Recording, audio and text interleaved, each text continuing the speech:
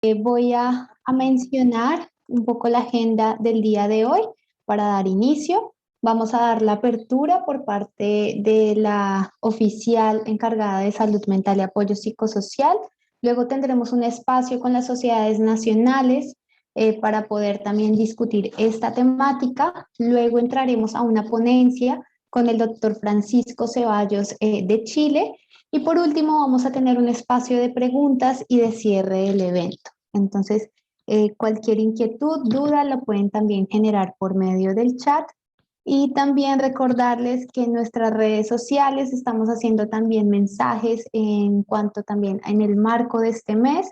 Lo van a encontrar en el Facebook como tal del Centro de Referencia Centro de Referencia para Preparación y Desastres, que es el CREP, y también en el Twitter de la Federación. Por favor, recordar cerrar los micrófonos para tener mejor. Perfecto, muchísimas gracias. Entonces, en estas dos redes van a encontrar también los mensajes y bueno, también vamos a hablar un poco en cuanto a los recursos que tiene el Centro de Referencia Psicosocial en el marco también de la temática de suicidio. Y por último, pues también mostrar un poco el próximo evento que vamos a tener el día 24 de este mes, en el cual abordaremos el autocuidado también para poder cuidarnos. Entonces, no siendo más, le doy la palabra a Gracie Trejo, oficial regional de Salud Mental y Apoyo Psicosocial de la Oficina de las Américas. Adelante, Gracie. Muchas gracias, Linda, y por presentarme. Darle las gracias a todos los que nos acompañan en este evento, en una fecha que es de muchísima reflexión para todos nosotros y nosotras. Es verdad que hoy estamos conmemorando, ¿no?, o reflexionando sobre la importancia de la prevención del suicidio, pero también desde el movimiento o desde la Federación Internacional junto a las Cruces Rojas queremos invitarles a que no solo sea el día de hoy, sino que hoy sea el impulso para que continuamente estemos trabajando y abogando para prevenir el suicidio. Y agradecería si podemos cerrar los micrófonos al CREP. Muchas gracias. Como les decía, esperamos que a partir de hoy, cada uno de ustedes que nos acompaña el día de hoy, sean también nuestros aliados y aliadas para prevenir el suicidio, porque es tiempo de quitar el estigma y el tabú que hay alrededor de esta temática, que es una realidad y es paralelo a una pandemia a nivel global. Estamos viendo cifras que son muy alarmantes y que vienen aumentando año tras año, y en especial en el marco de la pandemia del COVID-19. Si hablamos de estadísticas, la Organización Panamericana de la Salud nos indica que a nivel global 700.000 personas al año pierden la vida de esta manera, deciden tomar la decisión de acabar con su vida. Entonces yo quiero que se imaginen, es casi 1 millón de personas, imagínense 1 millón de personas, es una cifra sumamente alarmante. A su vez, si seguimos con las estadísticas, se habla que la tercera causa mundial de muerte en los jóvenes de 15 a 19 años es el suicidio.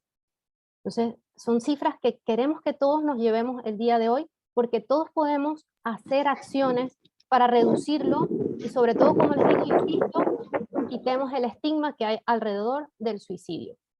Las Américas no escapa de esta situación.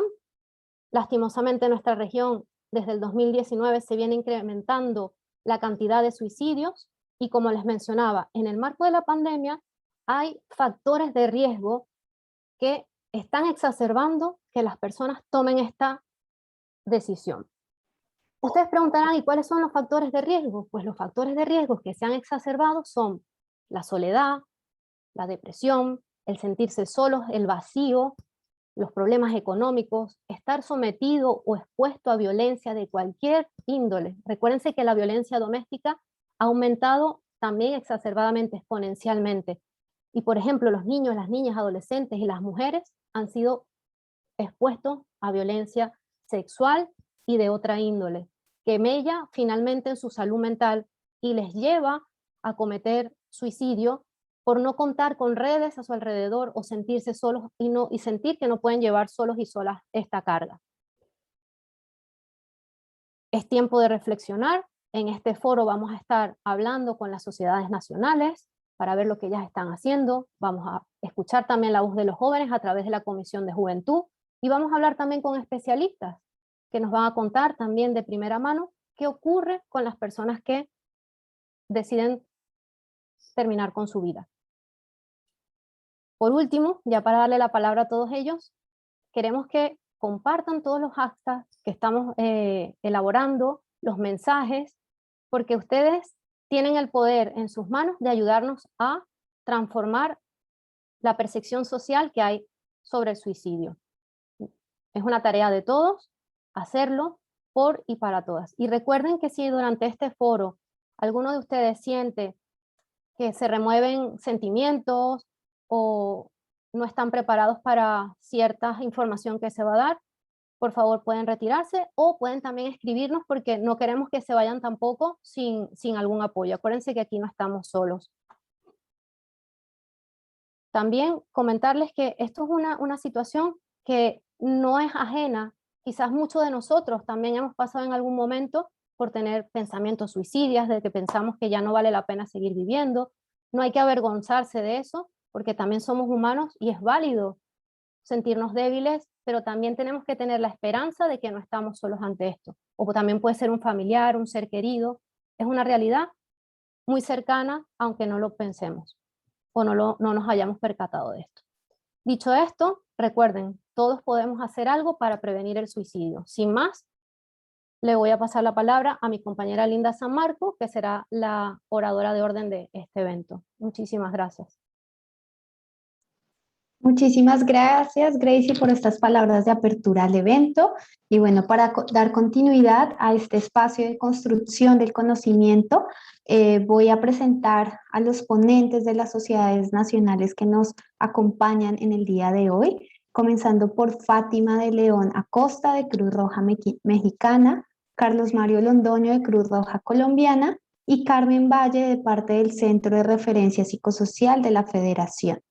Entonces, para ello voy a empezar con unas preguntas a cada uno de los ponentes y pues van a tener el tiempo para poder dar respuesta a esta pregunta.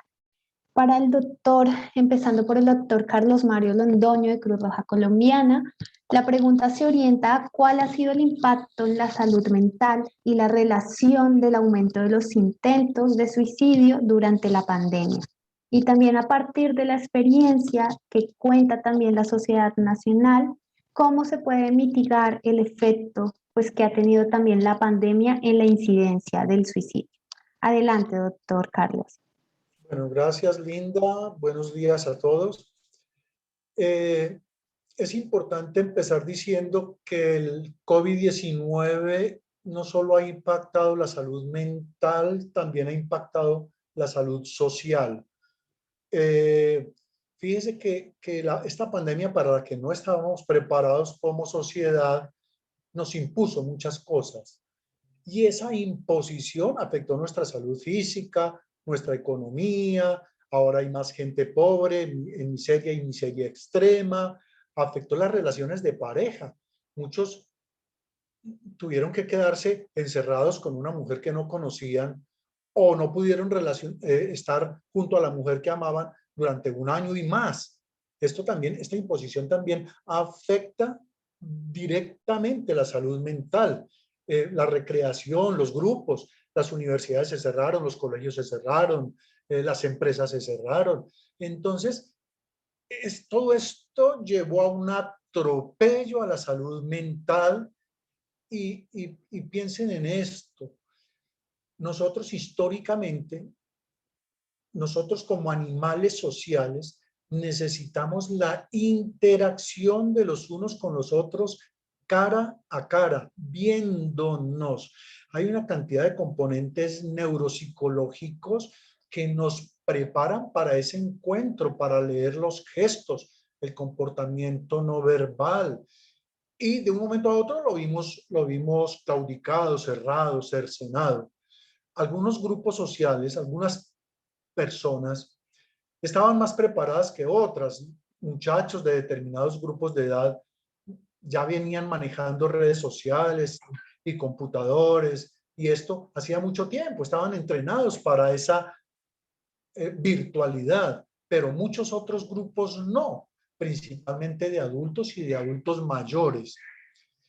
Y fíjense que el suicidio ha afectado mucho a esos grupos, precisamente.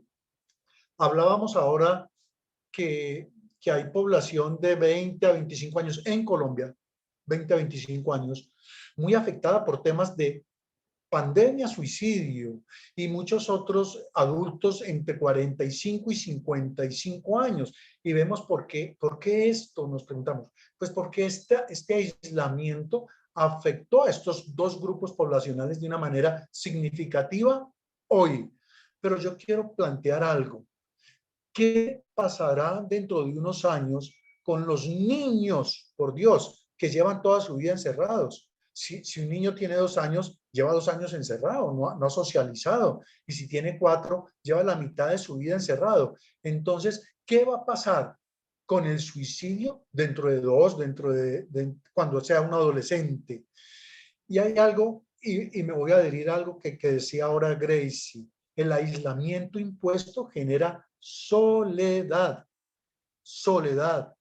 La soledad, tristeza, la tristeza, depresión. Y la depresión, adicciones, violencias y comportamientos temerarios o autodestructivos. Entonces, es muy reciente todo esto del COVID-19 para que tengamos unos estudios realmente definitivos. Pero en nuestra comunidad se ha visto el aumento absolutamente significativo, por lo menos, de intentos suicidas. Nosotros tenemos aquí un puente muy cerca, que es donde la mayoría de suicidas van a buscar su cometido. Hablábamos esta semana con un señor que vive allá y que contiene los suicidios, muchos de esos suicidios, y él nos decía esto: por favor pongan cuidado, Ibagué tiene 600,000 habitantes. De esos, imagínense, en el puente, en este puente que yo les digo, donde se arrojan al vacío, en 2 semanas, en las últimas 2 semanas, el señor hizo contención de 13 personas que iban al puente con intenciones de arrojarse. Entonces, si nosotros llevamos esto a un estudio estadístico, es terrible. Es una pandemia invisible lo que tenemos. Y estamos, ¿y por qué? ¿Por qué es bueno este conversatorio? Porque ya no estamos entendiendo el suicidio como una enfermedad mental, sino como un fracaso de nuestro sistema social. Ahora, me pregunta Linda, ¿cómo podemos prevenir? ¿Cómo podemos mitigar? ¿Cómo podemos apoyar? Bueno, hay muchas cosas. Primero, hablemos el mismo idioma.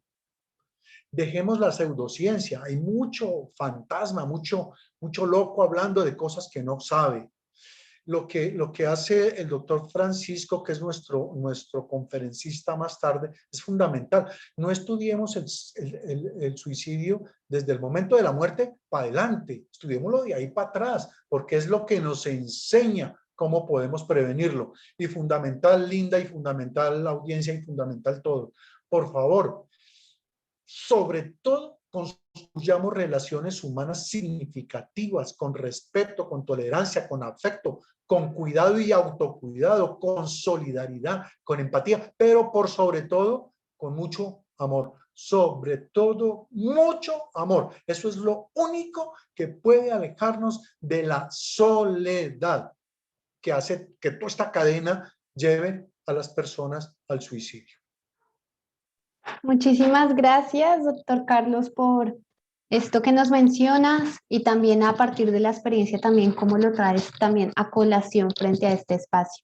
Ahora le doy la palabra a Fátima de León, que también nos gustaría que nos contara a partir, digamos, de la experiencia y del trabajo que realiza también Cruz Roja Mexicana en la parte de juventud, cuál ha sido este impacto que también ha traído a los jóvenes y cómo también podríamos contribuir para la prevención. Adelante, Fátima. Gracias, muy buenos días. Pues sí, creo que este tema es hablar de algo complejo y que en algunos lugares sigue siendo un tabú, ¿no? Entre menos hables del suicidio, entre menos es mejor, que después van a empezar a tener estas ideas. Es algo muy común y más cuando uno es joven, es algo que te dicen, ¿no? No le des ideas, no vaya a pasar esto. Y la verdad es que hablarlo es hacer conciencia de un problema que tenemos hoy en día. O sea, realmente los jóvenes estamos frente a una situación real.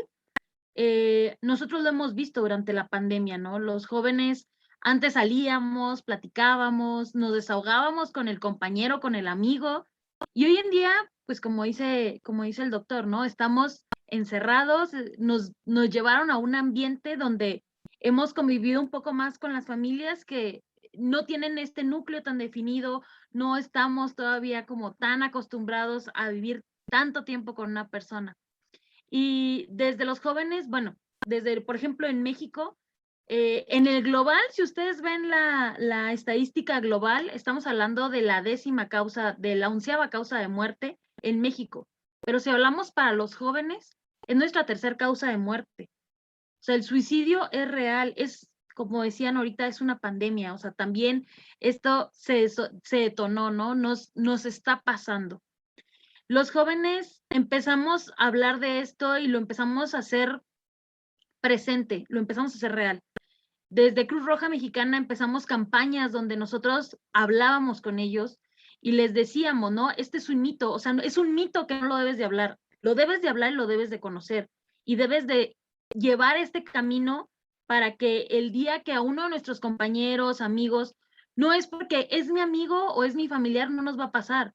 Todos pasamos por momentos difíciles y el tener estos sentimientos también se puede platicar, podemos guiarnos, podemos vincularnos con especialistas, ¿no? Por algo dicen los primeros auxilios psicológicos que es una parte fundamental, ¿no? La vinculación, el poder hablar con alguien más. Nosotros arrancamos por redes sociales, dijimos las redes sociales son muy útiles, podemos acercarnos por este medio, los jóvenes utilizamos muchísimo las redes sociales y pedimos que nuestros voluntarios, cuando se sintieran mal, pusieran un hashtag que es NUJA, necesito un juve amigo. Aquí en México a los de juventud nos dicen juves, de cariño, entonces necesito un juve amigo, necesito con quién hablar. Entonces colocaron estos hashtags y había personas capacitadas, estamos personal capacitado, rastreándolo en las redes sociales. Cuando encontramos uno es, ¿cómo estás? ¿Cómo te sientes? ¿Quieres hablar? Porque a veces nuestra mente tiene tantas cosas. Yo siempre les digo a los chicos que somos como una ollita de presión. Ustedes le meten, pero algún momento ese aire tiene que salir, esas circunstancias tenemos que hablarlas y no quedárnosla. O sea, muchas veces como jóvenes es como, no lo voy a compartir porque ¿qué van a pensar de mí? Incluso a mí me ha pasado, ¿no? ¿Qué van a pensar si yo les digo? No, o sea, yo soy la líder nacional y a veces tengo esta necesidad de hablar con alguien. Y he colocado los NUJAs y los chicos me han contestado. Y se siente también estar en una red. La Cruz Roja es una familia. O sea, a veces lo decimos como un eslogan, ¿no? Estamos en una familia, pero no, realmente es un sentimiento, es algo que todos vivimos, desde los jóvenes, desde los niños, hasta los adultos. Yo puedo asegurar que si el día que cualquiera de los que estamos en esta plataforma coloquemos, necesito hablar, me siento mal, más de una persona de Cruz Roja va a acercarse a ustedes y les va a decir, ¿qué necesitas? Y eso lo potencializamos con estas campañas y buscamos que los chicos hablaran y se desahogaran y empezaran a crear estos lazos y empezaran a reunirse y empezaran a saber que esto es algo que está sucediendo. Igual, por desgracia, nosotros en estos 2 últimos años durante la pandemia, hemos perdido a 5 miembros de nuestro equipo nacional. Y está bien hablarlo, y está bien que los que estaban alrededor de ellos lo sepan, platicarlo, concientizarnos y saber cómo cómo puedo ayudar a otras personas. Tal vez no está en mis manos en estos momentos, porque es una decisión propia, pero también hacernos conscientes de eso como jóvenes, porque como jóvenes a veces dicen, se quieren comer el mundo de una sola mordida. Sí, pero también tenemos que ser conscientes de que ese mundo está cambiando y que ese mundo trae desafíos diferentes y que tenemos que adaptarnos a esos desafíos y que cuando demos la mordida a ese mundo vamos a encontrar cosas muy diferentes y que estas herramientas que debemos de tener para hablar, para concientizarnos, son herramientas necesarias. Sí, nosotros yo me he topado con jóvenes que es simplemente necesito hablar, necesito desahogarme con alguien. Otros que sí necesitan un especialista y decirles, te quiero tanto que en este momento yo sugeriría que te acercaras a alguien más especializado. También es válido. También es válido concientizarnos en que no lo sabemos todo, en que hay personas muchísimo más capacitadas y que nos pueden brindar la mano. Esto lo hemos visto muchísimo y la verdad es que veo que aquí hay de muchas sociedades nacionales. A veces vemos esta parte de salud mental hacia afuera y no hacia adentro, hacia nuestros voluntarios, hacia nuestros jóvenes, hacia nuestros equipos, y que es muy necesario verlo, visibilizarlo y hablarlo. Los jóvenes podemos ser una gran ayuda hablando de esto, si nos capacitan bien, si lo entendemos. Y creo que hablo en el carácter de todos mis homólogos de las Américas. Las coordinaciones, las direcciones de juventud, estamos para apoyarlos y estamos no solamente para que nos ayuden, sino también para ayudarlos y para que poder brindar la mano para que todos estemos bien. Aunque a veces el estar mal suele suceder, pero podemos estar bien todos tomados de la mano. Muchísimas gracias, estimada Fátima, por esta intervención que también nos hace reflexionar y ver el lado de también cómo acciones tan sencillas como ha hecho la Cruz Roja Mexicana, cómo también podemos trabajar desde adentro, ¿no? Desde nuestra casa, desde Cruz Roja como tal y desde nuestros voluntarios. Bueno, ahora para finalizar con estas tres espacios, digamos, de ponentes, tengo el placer de presentar a Carmen Valle, del Centro de Referencia Psicosocial, y nos gustaría que pues a partir también de la experiencia desde el centro frente a los materiales y cómo también podemos generar acciones de prevención. Adelante. Muchísimas gracias, Linda, y muchísimas gracias, doctor Carlos y Fátima, porque hablar después de ustedes lo hace todo mucho más sencillo. Qué potente, qué importantes los mensajes y la verdad un mensaje muy fuerte a la juventud. Yo llevo en el asunto de hablar de estigma, de intentar sacar la salud mental a la luz, de intentar dejar de esconderlo muchos años y realmente creo que esta generación es la generación que lo está haciendo. Hasta la mía estábamos todavía intentando, pero creo que por primera vez a través de redes sociales, a través de una fuerza tremenda se está hablando. Creo que la pandemia ha traído todo lo negativo que se mencionaba, nos ha puesto en un lugar muy difícil, pero también está sacando una cantidad de respuestas, una cantidad de resiliencia, un venir juntos, que es realmente una oportunidad tremenda y está poniendo la salud mental y el apoyo psicosocial en el centro de muchas conversaciones. Esta misma semana hemos tenido la increíble oportunidad del director general de Naciones Unidas mencionando en un mensaje muy específico la salud mental y el apoyo psicosocial como algo fundamental que se debe tener en cuenta en todas las acciones humanitarias. Así que, compañeros, muchísimas gracias y mucho ánimo en seguir estas acciones. Desde el centro de referencia, que está en Copenhague, donde me encuentro ahora mismo, tenemos la labor de intentar apoyar a las sociedades nacionales y a los compañeros de la federación con guías, con materiales, con apoyo técnico, un poco apoyando a la familia y también siendo apoyados por la familia, porque muy a menudo también contamos con el apoyo de las sociedades nacionales y vuestras iniciativas. En el contexto del suicidio, sin duda, venimos viendo ya desde hace muchos años que esta es una temática compleja. Las cifras que habéis mencionado hablan por sí mismas. Y algo que quisiera añadir es que muy a menudo, cuando trabajamos en contextos humanitarios, hay un pequeño eco, se entiende... No se habla mucho de suicidio. Cuando hablamos en contextos humanitarios, de catástrofes naturales, de guerras, de contextos de migración o de refugiados, muchos de los cuales también tienen ustedes en la región, parece que lo importante son otras cuestiones más urgentes, pero no se habla mucho del suicidio y nosotros sabemos que las cifras de suicidio en contextos humanitarios son también extremadamente graves. En ese sentido, venimos desarrollando una serie de guías Y lo que pues, sí que puedo mencionar es que el año pasado, precisamente a colación del COVID y de la pandemia, se desarrolló desde el centro de referencia una guía específica para suicidio, prevención de suicidio y acción ante el suicidio en el contexto del COVID. Y quizá el matiz tiene mucho que ver con cómo apoyar en la distancia, en contextos telefónicos, en un contexto en el que precisamente por el aislamiento al que se ha hecho referencia es más difícil poder actuar.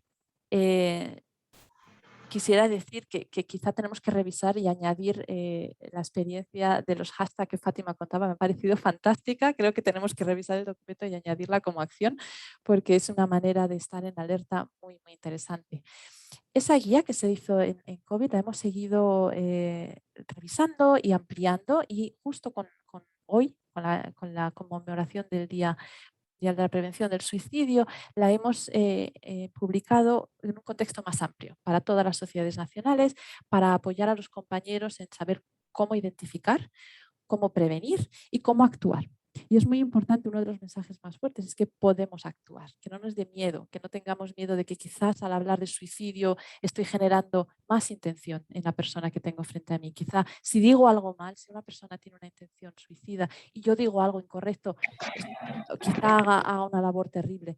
Ese es uno de los mensajes más fuertes, que todos podemos apoyar, que todos podemos hacer una labor hasta donde lleguemos y también, como mencionaba Fátima, si no, cómo referir, cómo saber a quién referir a una persona que necesita una ayuda más especializada. Esa guía, ahora en cuanto deje de hablar, la voy a copiar en el chat. Aún, por desgracia, porque la hemos lanzado hoy, está solo en inglés, pero la vamos a traducir lo más rápido posible. Los compañeros de la región, Grace y Linda, siempre nos apoyan muchísimo con las traducciones, así que lo antes posible va a estar disponible en español. Quisiera también cerrar añadiendo que tenemos hoy una serie de materiales extras, un podcast con una compañera del centro que ha trabajado muchísimo en suicidio y en prevención de suicidio. También un vídeo que nos sirve para llamar la atención sobre este importante hecho. Y también estamos intentando ampliar el conocimiento de nuestras sociedades nacionales y continuar formando. En este sentido, empezamos una serie de talleres sobre prevención de suicidio y acción ante el suicidio. El primero de todos va a ser en octubre y las compañeras de la región también van a tener la oportunidad de participar. Seguimos apoyando con materiales, con asesoría técnica y con lo que desde los países se nos solicite. Unir mi voz a la de todos ustedes y realmente elogiar esta serie de acciones con respecto a la prevención del suicidio, porque como todos ustedes han dicho, si no hablamos de ello, no vamos a solucionarlo. Lo mejor que podemos hacer es este tipo de eventos y que todos hablemos y todos tengamos el coraje de decir cómo nos sentimos y preguntar a los demás cómo se sienten. Muchísimas gracias. Muchísimas gracias, Carmen, por esta intervención y palabras que también nos llevan un poco más a la reflexión y al poder, digamos, llevarlo a la aplicación de la realidad. Y ya como cierre de este espacio con estos maravillosos ponentes, a cada uno les voy a hacer una pregunta para que de forma breve puedan, digamos, dejar su mensaje también a todas las personas que están conectadas y que nos están viendo en este momento. Y el mensaje va orientado a qué podemos decirle como algo de esperanza, como un mensaje a todas las personas que en este momento estén pasando por una situación difícil y que de pronto quieren también hacer alguna acción mínima frente a la prevención. Entonces, te doy la palabra, Carmen, y luego voy con los siguientes ponentes. Adelante.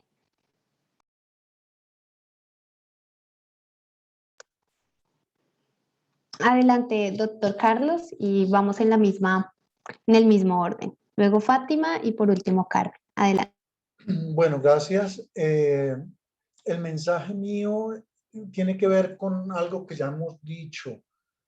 Fundamentalmente a todas las personas que no están solos, a pesar del aislamiento que nos ha impuesto la pandemia, no están solos. La soledad es una mala consejera y una mala amiga cuando no la busco yo para reflexionar. Entonces, primero, no están solos. Tienen unos primeros respondientes que son su familia y sus amigos. Acudan a ellos, cuéntenles, díganles. ¿cierto? Hay un segundo respondiente que son las redes de apoyo, deben existir, está la Cruz Roja, están otras organizaciones, hay voluntarios, psicólogos voluntarios, hay que hablar de esto con esas otras redes. Y un tercer respondiente serían los profesionales de la salud mental. Ahora, también deben considerar que no están enfermos, que no son extraños, que no son cobardes. Pienso que están confundidos. Ya hemos ido cambiando ese concepto radical de que el suicida era un enfermo mental. Por supuesto que no, esto es toda una conjunción de factores y mucho actual tiene que ver el problema social de que yo les hablaba, la enfermedad social. Estamos enfermos como sociedad. Es ahí donde tenemos que apuntar. Entonces, no se sientan enfermos, siéntanse confundidos.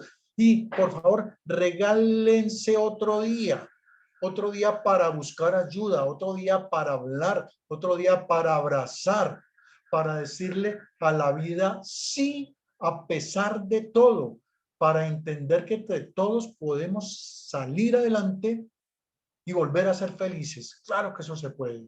Gracias, Linda, y gracias, muchachos, y estoy pendiente para la charla que sigue. Muchísimas gracias, doctor Carlos. Y ahora le doy la palabra a Fátima. Adelante. Mil gracias. No, creo que el doctor Carlos acaba de decir algo, creo que es la base, ¿no? No estamos solos.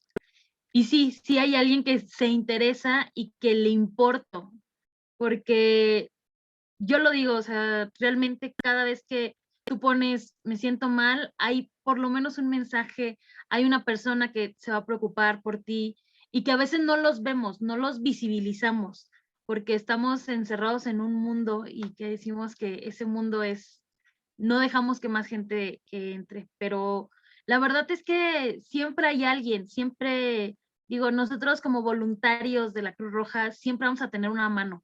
O sea, siempre vamos a tener nuestra segunda familia y es algo que yo lo hablo mucho con los chicos de juventud, ¿no? O sea, realmente sí somos una familia y lo podemos comprobar desde el momento en que alguien nos tiende la mano, alguien nos sonríe, alguien va a estar ahí para nosotros y lo comprobamos día a día, ¿no?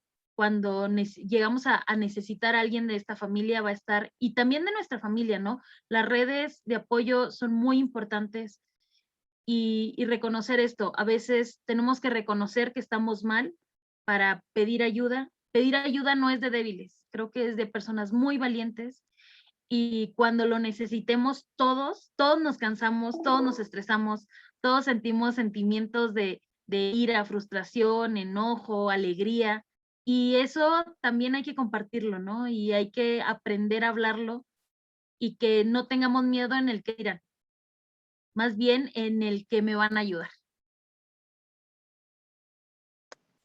Muchísimas gracias, Fátima.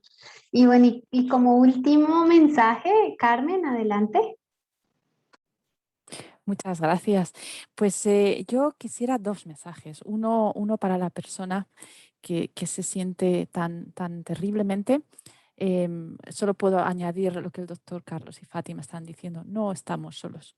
Y es muy fácil decirlo, pero realmente no lo estamos. Si una persona en un momento dado sale a la calle y consigue hablar con alguien, el ser humano es bueno por naturaleza. Entonces, siempre vamos a poder encontrar apoyo, pero tenemos que hablar. Por eso este evento es tan importante, por eso la conmemoración del 10 de septiembre es tan importante. Tenemos que hablar, tenemos que darle visibilidad y tenemos que poner los hechos a la cara. Tantas personas son muchas personas, por lo tanto, quizá la persona al lado mío ha tenido un momento de miedo, quizá yo he tenido un momento de miedo. Hablemos y no tengamos miedo de mostrar la parte interior, la parte más vulnerable.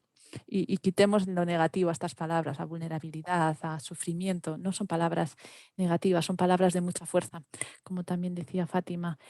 Creo que el segundo mensaje tiene que ver con ¿Qué hacemos a nivel de políticas? ¿Qué hacemos a nivel más global? Por supuesto, tenemos que seguir apoyando a las personas a actuar, a querernos los unos a los otros. Mucho amor, como decía el doctor Carlos, pero también necesitamos políticas, necesitamos prevención, necesitamos medios y recursos, necesitamos servicios que sepan cómo actuar, servicios de educación, servicios de salud, servicios sociales, que sepan cómo actuar, que entiendan y conozcan el suicidio y puedan aportar su parte del trabajo. Y para eso la política es muy, muy importante.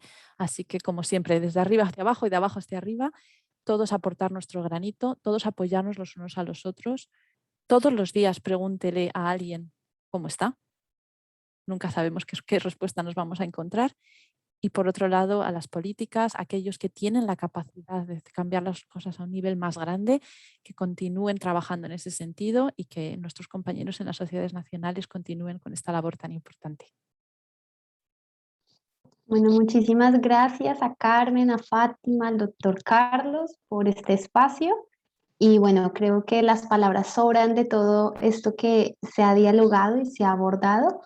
Ahora, para dar continuidad a la agenda, vamos a entrar con la ponencia principal de este evento, que se llama denominada Palabras más, palabras menos, un análisis de la conducta suicida ocurrida durante la pandemia a partir de la narrativa del sujeto, a cargo pues del doctor Francisco Ceballos de Chile.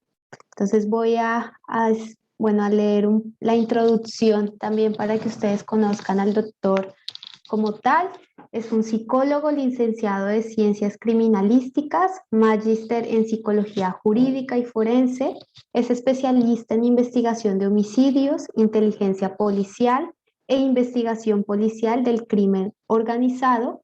Cuenta con formación de posgrados en criminología clínica, psicología criminal, autopsia psicológica y en estos últimos en el Instituto Cubano de Antropología y actualmente es investigador policial y ejerce docencia en distintas universidades y establecimientos de educación superior dentro de Latinoamérica. Entonces, adelante, doctor.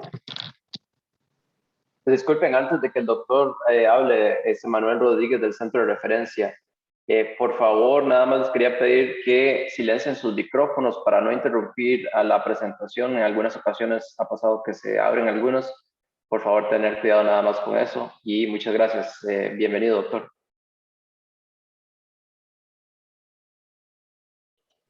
Está silenciado, perdón. Bien, buenas tardes acá ya en Chile. Entiendo que por allá es buenos días. Antes que todo quiero agradecer nuevamente la invitación que me han cursado para acompañarlos en esta jornada. Para mí es un tremendo honor poder compartir con ustedes un poco la evidencia que hemos logrado levantar a partir de investigaciones que llevamos realizando sobre este fenómeno tan complejo y tan paradójico como lo es el suicidio. Quiero agradecer también las palabras previas que han dado mis colegas, tremendo honor compartir con ellos este espacio académico y también de difusión, así que me siento independiente del tema que estemos tratando, me siento muy, muy a gusto estar acá hoy con ustedes.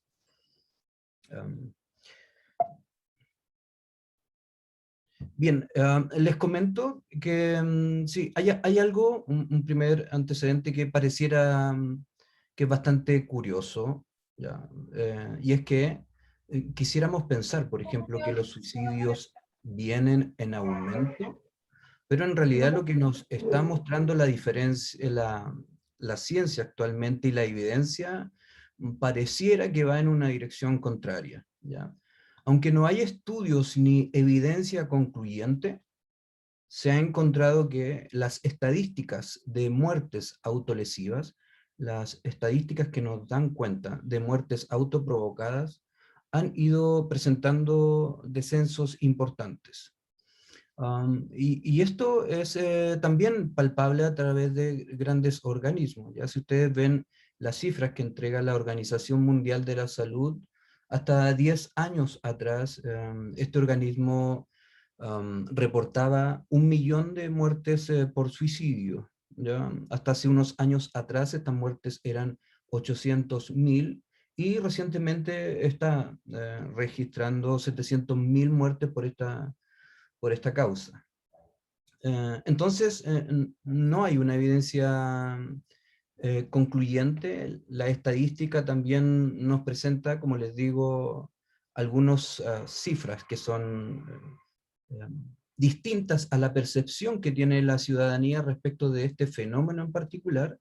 Y bueno, de hecho les presento un gráfico dentro de esta lámina de un estudio de Pirkis que hace en 21 países, levantando la evidencia presente en 21 países, ¿ya? Entre ellos algunos países de América como Brasil, Chile, Ecuador, Perú, Colombia, donde efectivamente se registra esta disminución de casos.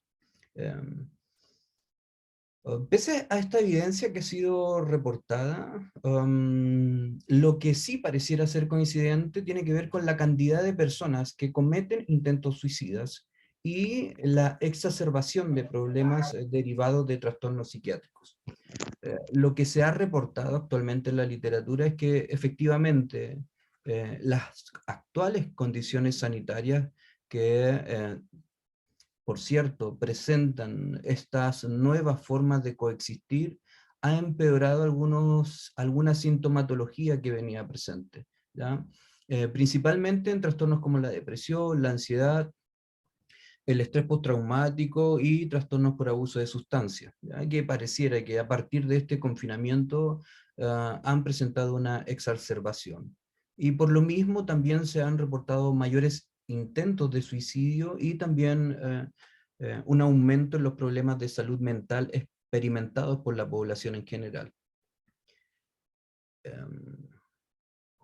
Claro, se dice que durante la pandemia ha existido una ideación suicida mayor que en la población general, 8% versus el 2% que se venía registrando, ¿ya? Esta es una variación no menor si se considera la cantidad de casos y de intentos suicidas que acompañan esta ideación. Otras investigaciones han reportado una correlación entre este mayor número de intentos suicidas y principalmente las curvas de contagio o pic de pandemia. Pareciera que es este elemento o este escenario en particular lo que presenta una mayor correlación con, les insisto, intentos de suicidio.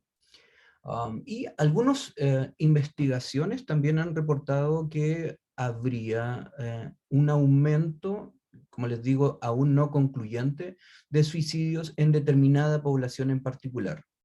Y se hace referencia a la preocupación que presenta la población más joven. Ya el suicidio adolescente en particular ha presentado unas variaciones que no acompañan, digamos, esta tendencia del suicidio en general, y aun cuando no se encuentra sostenido, presenta ahí una variación que es oscilante, pero también que genera alguna preocupación porque pareciera que pudiese ir en alza, ¿ya? Lo mismo ocurre con la población de adultos mayores, ¿ya? También se ha reportado una mayor asociación entre estos contextos pandémicos y el suicidio en la tercera edad, ¿ya? Ello principalmente asociado a riesgo de contagio y también, que lo vamos a ver, a esta percepción de pérdida de autovalencia, ¿ya? Sabemos que el confinamiento y los nuevos escenarios socioeconómicos generados a partir de la pandemia han impactado enormemente a la población. Y dentro de la población que mayores efectos ha presentado se encuentran los adultos mayores. Hemos venido estudiando en particular respecto del suicidio el análisis del relato que está presente en el discurso de quienes deciden acabar con su vida, ¿ya? Hemos recogido y analizado desde el año 2010 relatos que están presentes principalmente en mensajes de despedidas o previos a la muerte, y se ha levantado bastante evidencia que permite, por cierto, robustecer el conocimiento científico que se ha logrado con esta población en particular. Hay bastante evidencia al respecto. Esto no es una investigación que se origine en Chile ni que tampoco sea reciente.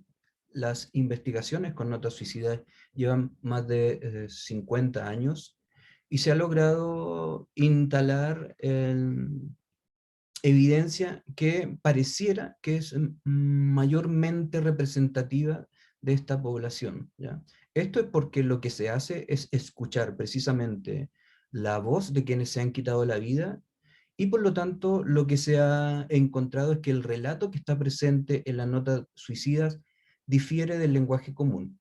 Y por cierto, permite aproximarnos a las características mentales que el sujeto presentaba previo a su muerte.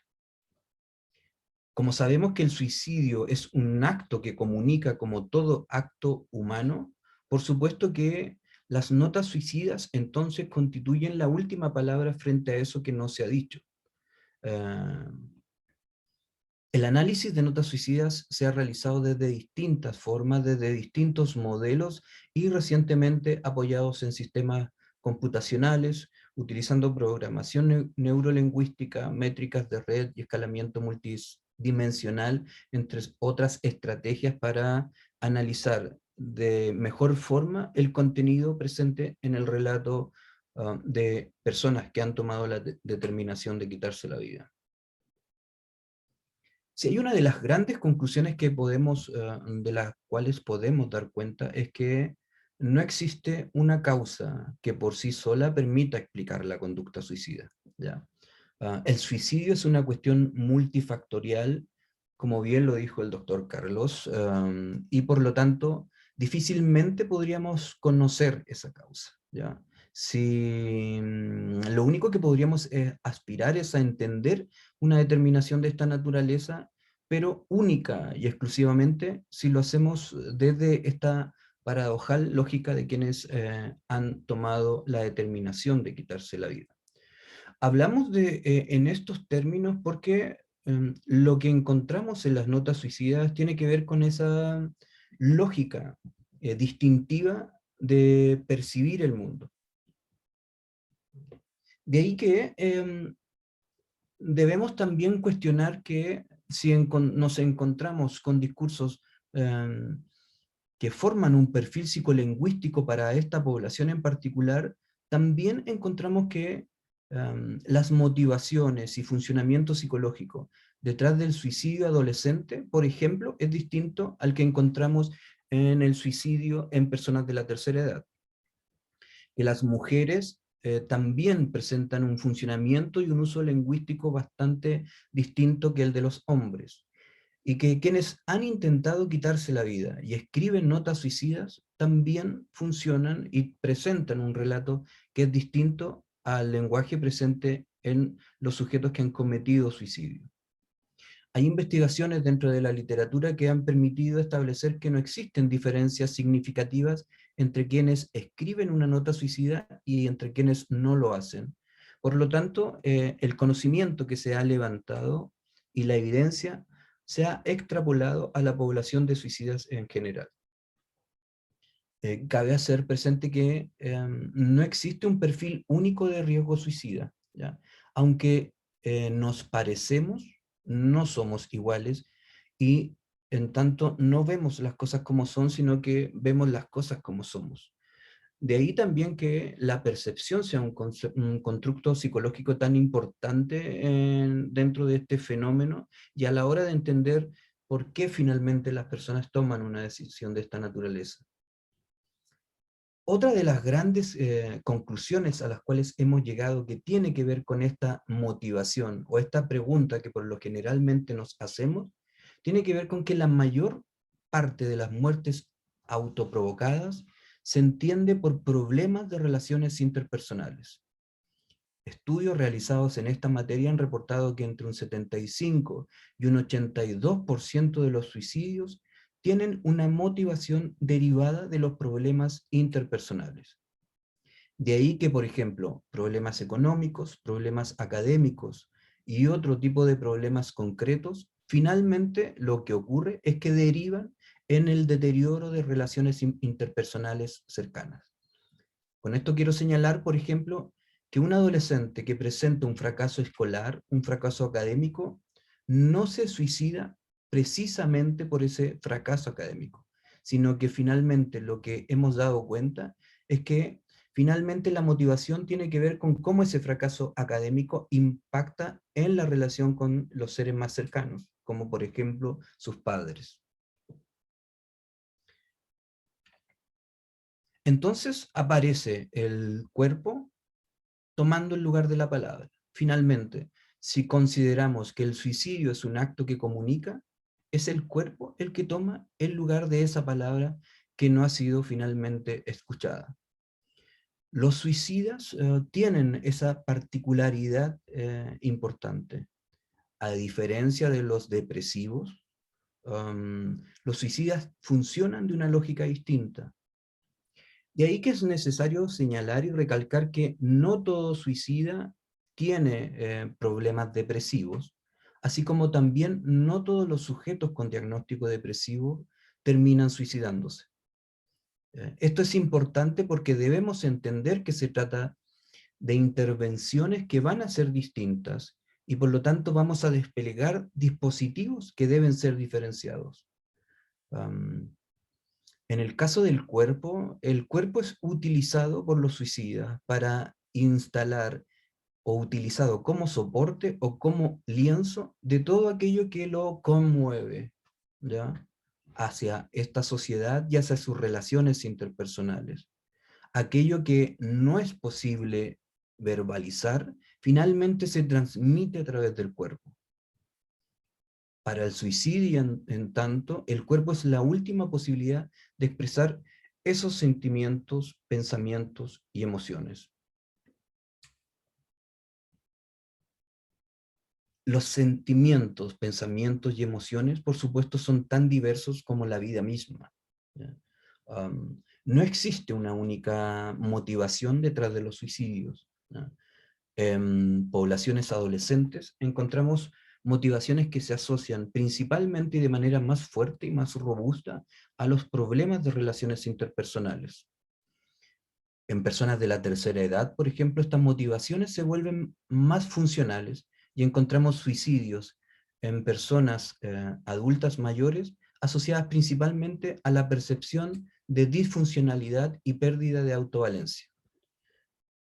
Abuelitos que se creen sentir una carga, ¿ya?, y que entienden su falta e incapacidad para autovalerse por sí mismo, empiezan a generar esta idea del suicidio como una opción válida. Si vemos que detrás de esa funcionalidad existe una sociedad que se ha despreocupado históricamente de las personas de la tercera edad, esto cobra bastante sentido. Esta interpretación del suicidio como respuesta al sentimiento de ser una carga para los demás, tiene que ver también con cómo nosotros vemos la ancianidad. Las mujeres, por su parte, pareciera que tienen una motivación también muy similar a la de los adolescentes, en el sentido que existe una carga emocional y afectiva bastante importante. Si pudiésemos volcar en una juguera todas aquellas palabras que hemos levantado desde este relato que está presente en los sujetos que han tomado la determinación de quitarse la vida, nos encontraríamos con nubes de palabras como estas. Para interpretar estas nubes de palabras debemos hacerlo entendiendo que a mayor tamaño de las palabras es mayor la frecuencia con que han sido identificadas dentro del relato suicida. En esta lámina lo que vemos es que aparecen tres mapas o nubes de palabras. En el borde superior izquierdo aparece el discurso presente principalmente en población adolescente de hombres. Abajo de este mapa, una nube de palabras que está construida a partir del relato presente en mujeres adolescentes. Y a mano derecha, que es el mapa o nube conceptual más grande, son las palabras construidas con el discurso presente en todas las notas suicidas. Inmediatamente podemos ver que se trata de un discurso bastante complejo de entender. Por ejemplo, la cantidad de veces que aparece utilizada la palabra vida solo nos hace ver que finalmente existe la necesidad de seguir, por supuesto, presente. Hay algo que tiene que ver con el discurso suicida, y que es que cuando un suicida ha tomado la decisión de quitarse la vida, pareciera que no hay prevención posible. De hecho, pareciera que de los dispositivos que hemos instalado desde la intervención clínica, ninguno de ellos parece poder darnos la tranquilidad de referirnos a este como una prevención 100% efectiva. De ahí que también tengamos sujetos que se quitan la vida estando en tratamiento psicológico, sujetos que se quiten la vida estando en tratamiento psiquiátrico, y sujetos que también se quitan la vida estando con esquemas farmacológicos. Personas que están con un tratamiento farmacológico que de todas maneras se quitan la vida. Y esto es porque no existe una causa para entender el suicidio, y difícilmente esa causa podríamos instalarla desde lo biológico. Por eso es que el mero tratamiento farmacológico no es definitivamente una respuesta válida frente a un fenómeno tan complejo como el suicidio.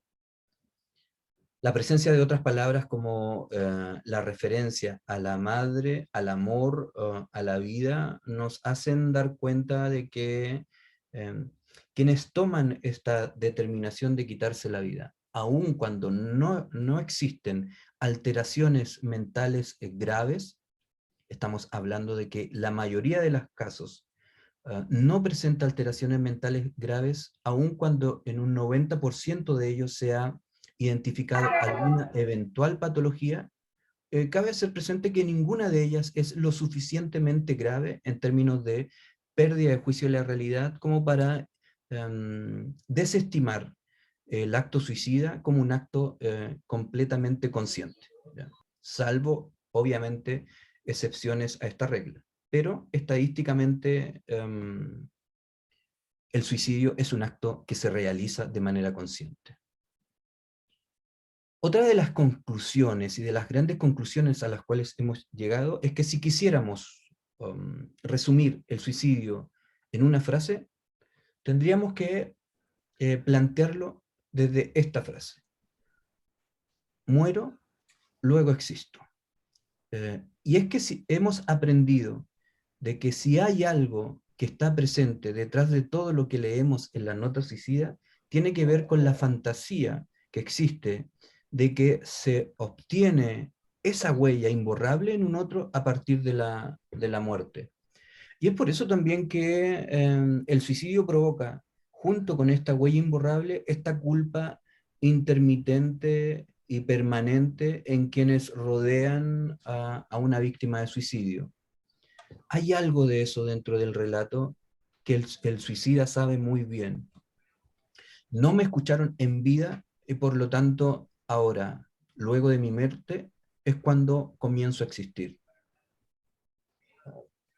Una de las invitaciones que surge dentro de las investigaciones que hemos realizado tiene que ver con la necesidad de despsicologizar el suicidio, ¿ya? Curiosamente, el campo clínico y la salud mental en general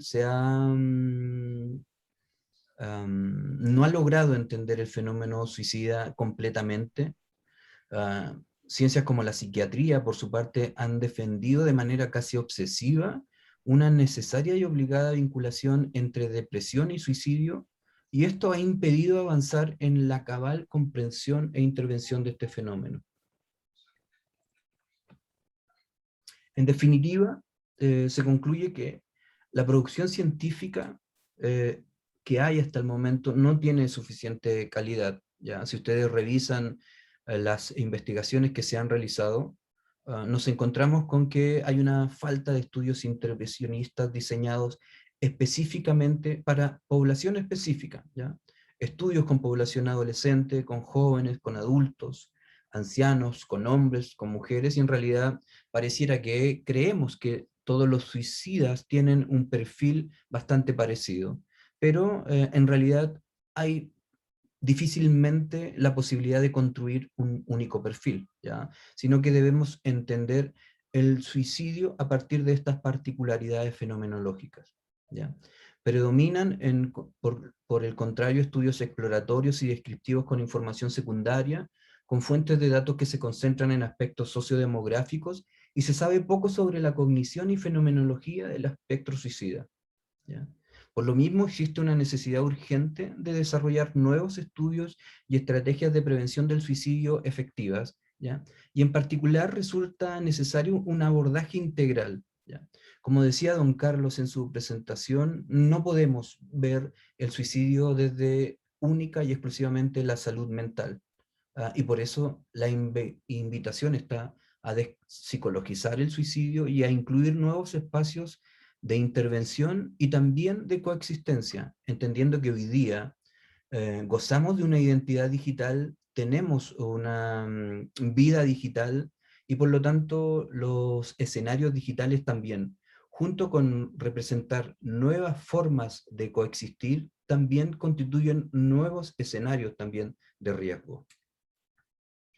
Finalmente, les quiero regalar una frase que levantamos de una nota suicida. Nosotros hemos analizado, me atrevería a decir, más de 500 notas suicidas durante estos últimos 10 años, en particular a propósito de la conmemoración del Día Internacional del Suicidio. Quería traerles hoy con ustedes. Dice: los psicólogos, las psicólogas, los psiquiatras, profesionales que han formado este sistema para encaminarnos en ese quehacer, en ese día a día, no tienen respuesta. No los culpo porque han sido formados para encauzarnos en el camino del quehacer sistémico. No tienen respuesta más allá, pero bueno, da lo mismo. La verdad, no quiero decir nada, ni pretendo decir nada que vaya a cambiar las cosas. Las cosas son así y hay que afrontarlas. Yo las afronto de esta manera y decidí no seguir adelante. Él es un muchacho de 26 años que se quitó la vida por arma de fuego el año 2019. Muchas gracias por su atención y gracias por su tiempo. Espero que sigan ahí, que no se hayan aburrido, y parece o quedo atento a eventuales preguntas que puedan tener.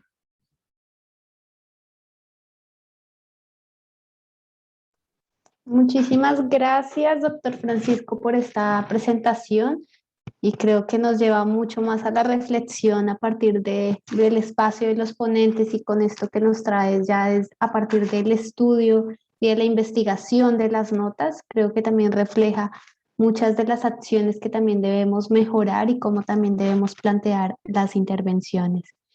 Bueno, ya en el espacio de preguntas y dudas, le cedo la palabra a Gracie para que podamos gestionar este espacio, y vamos a ir dando cierre a este evento. Adelante, Gracie. Muchas gracias, Linda. Bueno, yo agradecerle al doctor Francisco porque la verdad que nos hace reflexionar profundamente, ¿no? Que somos seres únicos y que tenemos que cambiar, ¿no? Los paradigmas, como solemos abordar el mundo que nos rodea, ¿no? Y cómo lo percibimos, ¿no? Que son también tiempos de reflexión para los profesionales, ¿no? De que hay que cambiar, que es un mundo en movimiento y que sinceramente hay que abordar cada situación de una manera diferente, ¿no? Y nos queda mucho por hacer.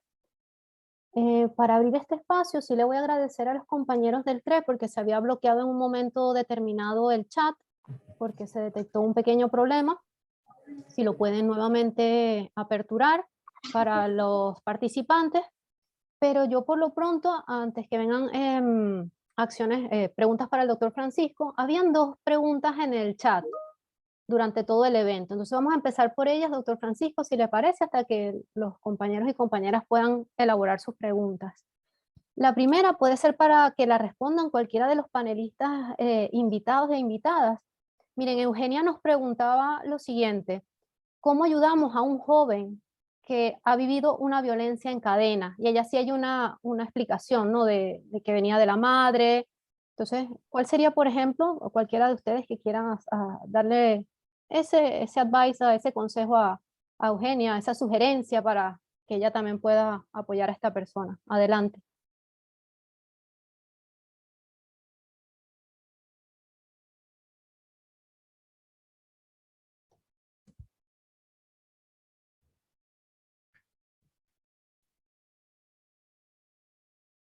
No sé si el doctor Carlos, quien quisiera de ustedes darle algún tipo de sugerencia a la compañera, porque sí es verdad que lo hemos venido hablando, ¿no? La cadena, ¿no? Que existe, ¿no? Adelante, doctor Carlos, social. Pues esta es una pregunta muy específica, muy particular y sería temerario arriesgarse a recomendar algo que no sea una intervención profesional. Me parece que debería evaluarlo una persona especializada en clínica y ver cuáles son todos esos momentos que han lastimado a esta persona y después sí hacer y proponer una intervención. Yo pienso, por favor, que debe derivarse a un grupo especializado que no solamente lo tome como una recomendación y un consejo, sino que pueda hacer una intervención más juiciosa por lo que el caso merece y amerita. Muchas gracias, doctor Carlos. Y sumamente acertadas sus recomendaciones, porque esto es un trabajo, como hablamos, en equipo, profesional, y las personas no solo nos quedamos con lo que nos dicen en el momento, sino que tienen que llegar a un seguimiento porque hay una responsabilidad detrás de todo esto.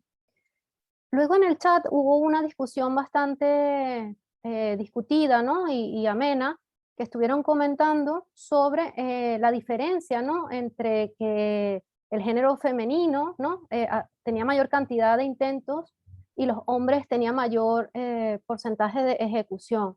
Y claro, ellos allí discutían, ¿no? En el chat sobre las causas. No sé si, por ejemplo, el doctor Francisco, en su experiencia, puede hacernos algún comentario sobre estas estadísticas, o también Carmen, adelante. Sí, desde la experiencia y en base también a lo que se ha reportado efectivamente, ¿ya? O sea, se habla de un 77% de suicidios generados por hombres versus el restante que es provocado por mujeres. Esto es una proporción aproximada de que tendríamos que señalar de que cada 10 suicidios, 8 son cometidos por hombres. Una de las explicaciones que hay respecto de cuáles serían los fundamentos que hay detrás de eso tiene que ver principalmente por la letalidad del mecanismo utilizado. ¿Ya? Principalmente los mecanismos que utilizan los hombres resultan más letales y por lo mismo más efectivos, ¿ya? En comparación con las mujeres que utilizan mecanismos menos letales. Esto también permitiría entender por qué, por ejemplo, hay mayor número de intentos suicidas en mujeres.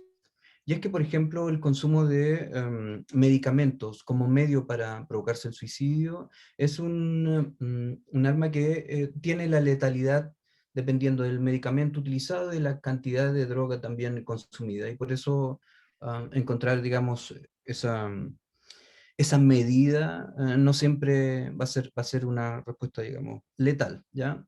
Son algunas de las interpretaciones.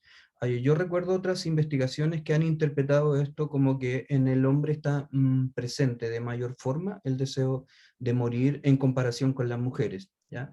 Y pareciera que las mujeres esperan o dan esa posibilidad o tienen una mayor esperanza de encontrar finalmente esa respuesta o esa necesidad afectiva que están buscando, en comparación de los hombres que parecieran ser mayormente impulsivos a la hora de tomar estas determinaciones. Ese concepto de impulsividad también hay que leerlo con mucho cuidado. El suicidio reactivo es extrañamente, se encuentra extrañamente presente, ¿ya? Uno pudiese pensar, por ejemplo, que los suicidios de adolescentes o suicidios que se generan inmediatamente después de una discusión o después de un problema grave, parecieran que ser suicidios reactivos. Sin embargo, lo que nos encontramos detrás de esos suicidios que aparentemente son reactivos, son historias que hacen previsible un desenlace de esa naturaleza. O sea, el precipitante, esta discusión que hay previo al suicidio o este problema previo al suicidio que aparece como un precipitante, ese precipitante no es la causa, ¿ya? Ese precipitante solo nos explica el momento en el cual el suicidio se provoca. De hecho, algunos autores hablan de sujetos que entran en un modo suicida. Y por lo tanto, ese precipitante puede ser uno, pero también la próxima semana podría ser otro precipitante distinto, ¿ya? No es la causa.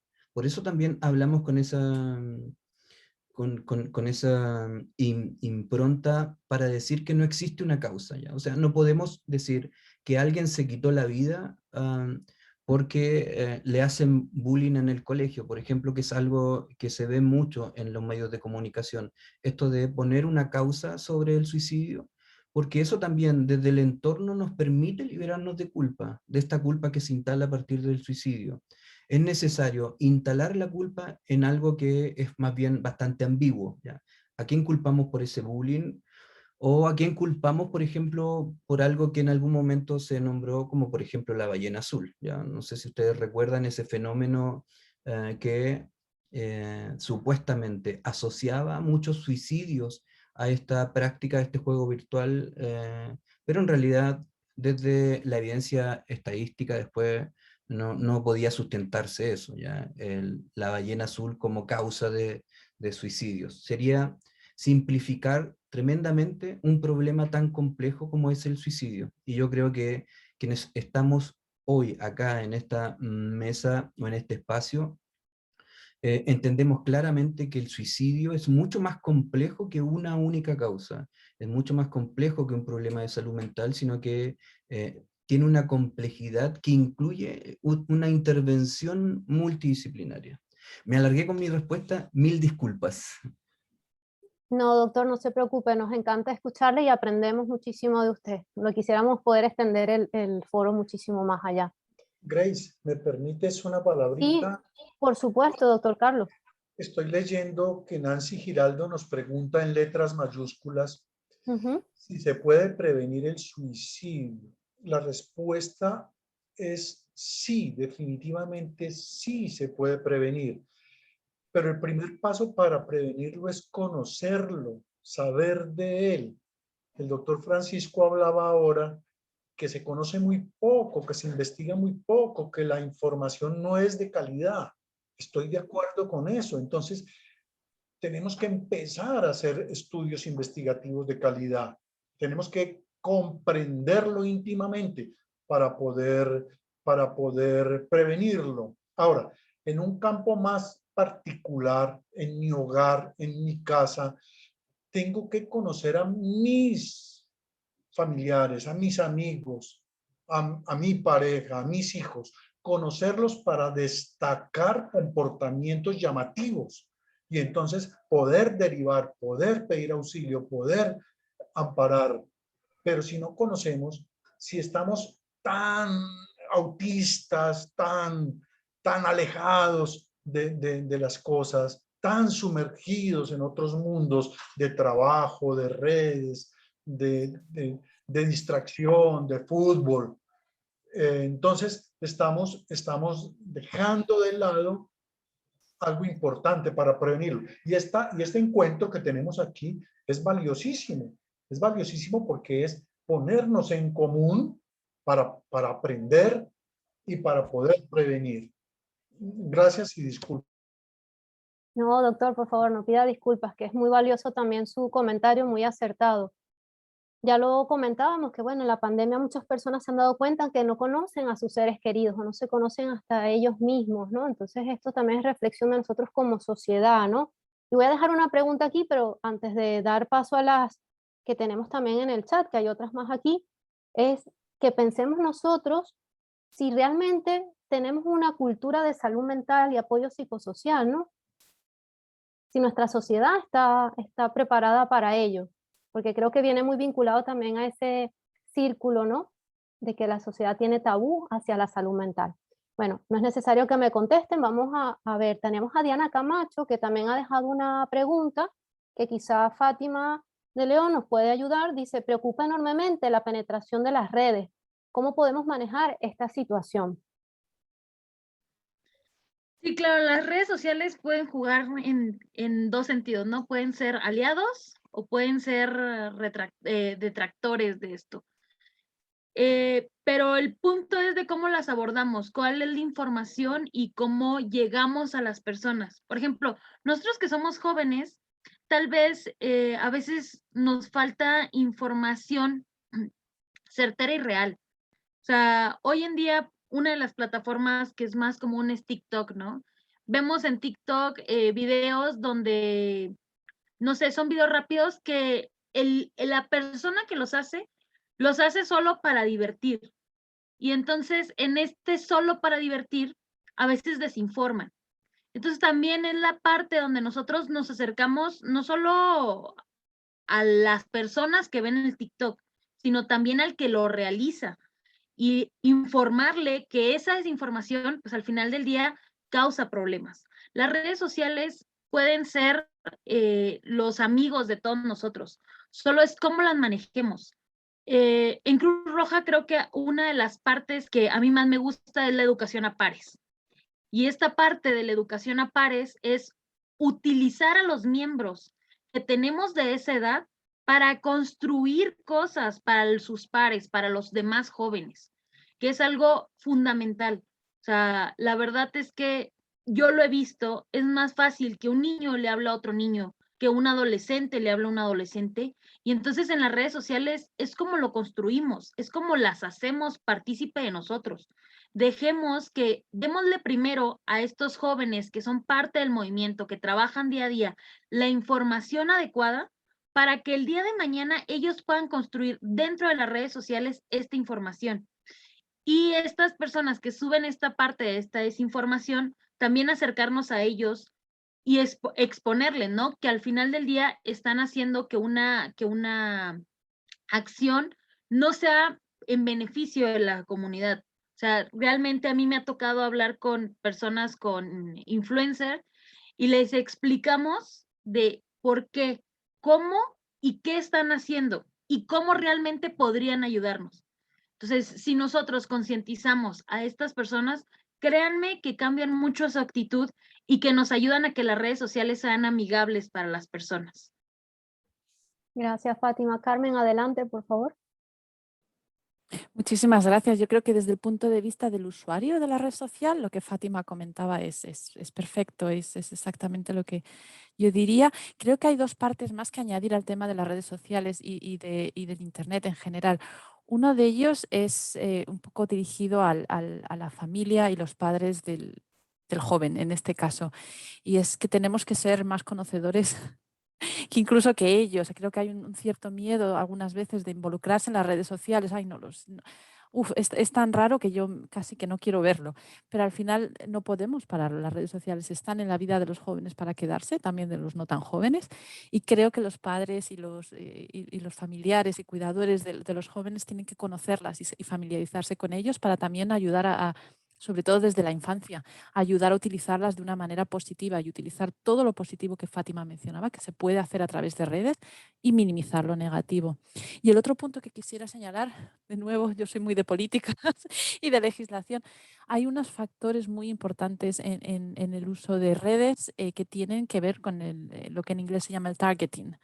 El estar haciendo búsquedas o el vender información de los comentarios que pueden utilizar los jóvenes. Un caso muy específico, una gran red social, no voy a decir el nombre por si acaso, pero una gran red social que se sabe que ha estado vendiendo datos de jóvenes que expresaban sentimientos de preocupación, sentimientos relacionados con la salud mental a compañías privadas para que se les pudieran vender productos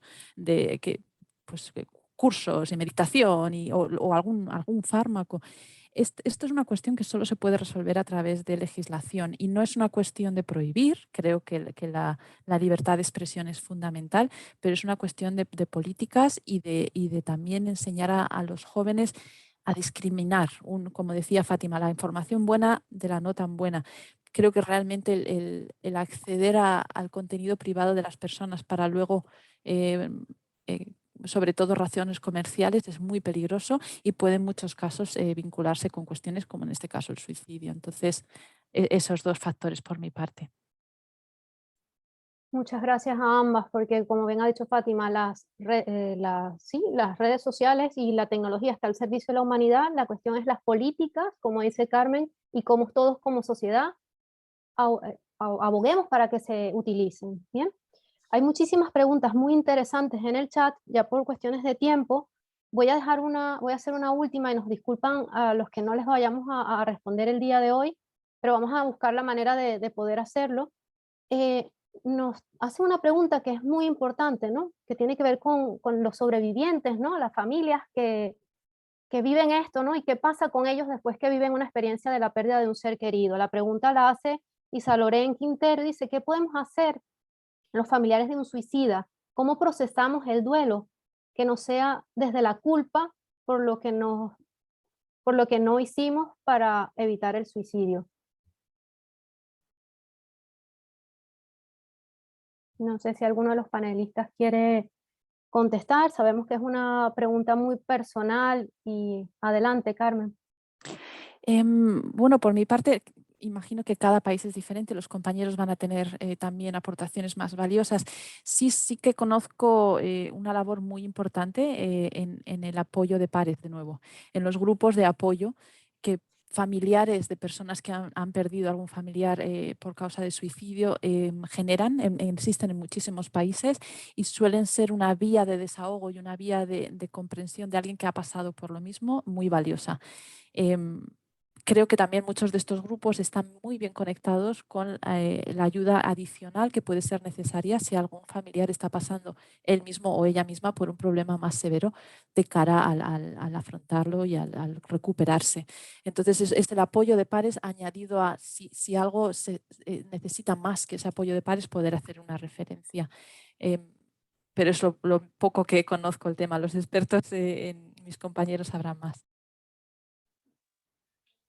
Nosotros, nosotros en Ibagué hemos trabajado esos grupos de pares, son grupos de ayuda mutua y realmente funcionan. Hay una metodología no muy complicada, pero realmente funcionan y me gustaría si se conecta por interno, yo no sé cómo conmigo, con Linda, a darle información al respecto porque ya es más largo el proceso, pero claro que sí, con mucho gusto.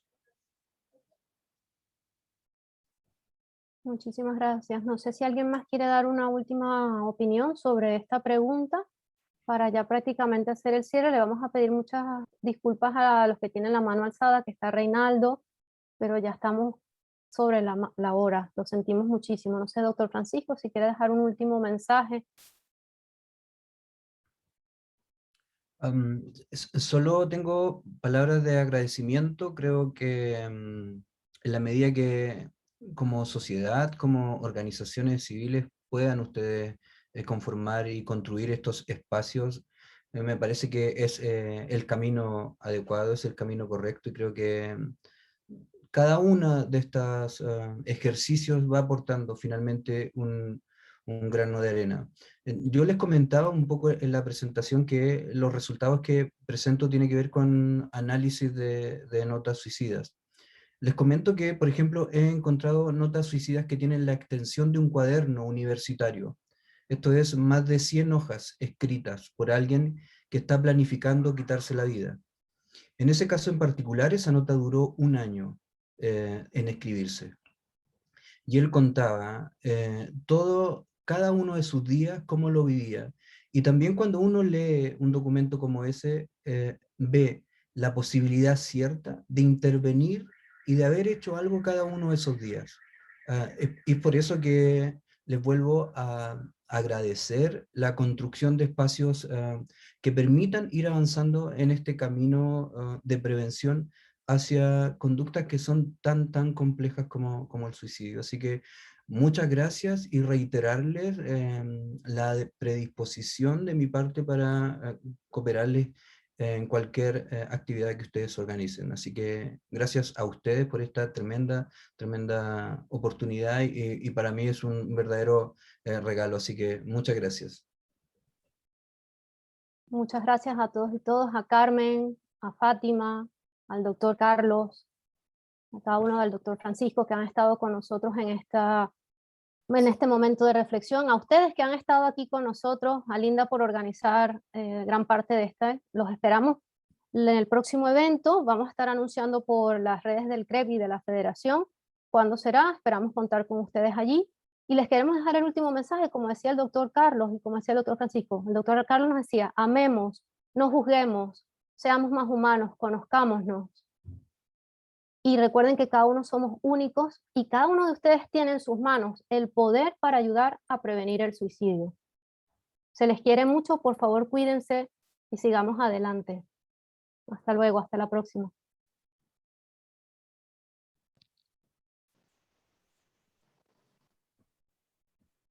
Mil gracias, compañeros. Hasta luego. Muchas gracias. Sí, un gusto. Muchas gracias. Gracias a los asistentes.